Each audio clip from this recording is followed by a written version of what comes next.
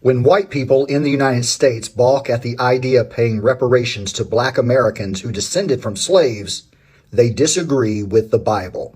Reparations are a form of compensation or restitution made to those who have suffered injustice, particularly those in cases of racial inequality, discrimination, and slavery.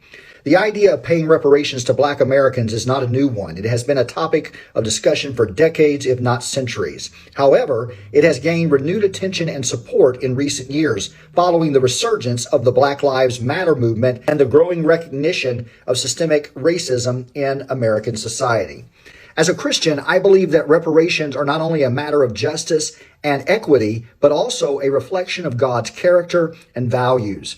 In the Bible, we see numerous examples of God's concern for the oppressed, the marginalized, and the downtrodden. From the Israelites' liberation from slavery in Egypt to the ministry of Jesus among the poor and the outcast, we see a consistent theme of God's love for those who are on the margins of society. One of the key biblical principles that underlie the idea of reparations is the concept of restitution.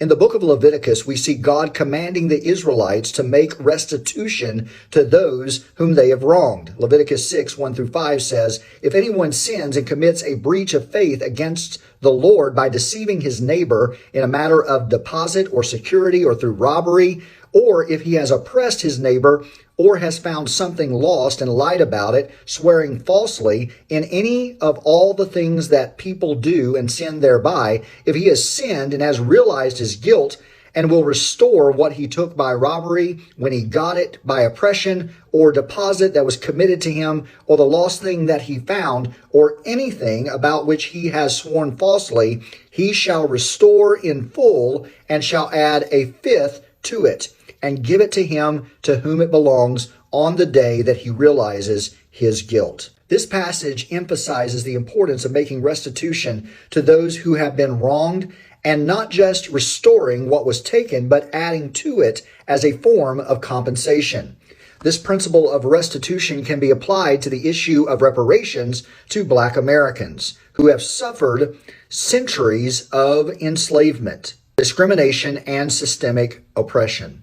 Another biblical principle that supports the idea of reparations is the concept of Jubilee. In Leviticus 25, God commands the Israelites to observe a Jubilee every 50th year, during which all debts are forgiven, all slaves to be set free, and all property to be returned to its original owners.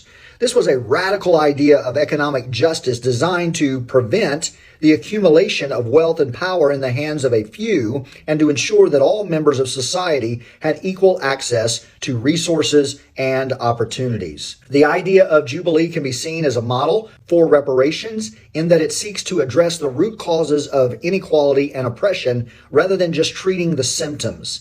By forgiving debts, freeing slaves, and returning property, Jubilee seeks to create a more just and equitable society, one in which everyone has the opportunity to flourish. As a Christian, I believe paying reparations to black Americans is only a matter of justice and equity, but also it is a reflection of God's values and character. Through the biblical principles of restitution and Jubilee, we see a model for how we can address the historical and systemic injustices that have plagued our society for far too long. While the issue of reparations is complex and contentious, I believe that as Christians, we have a responsibility to seek justice.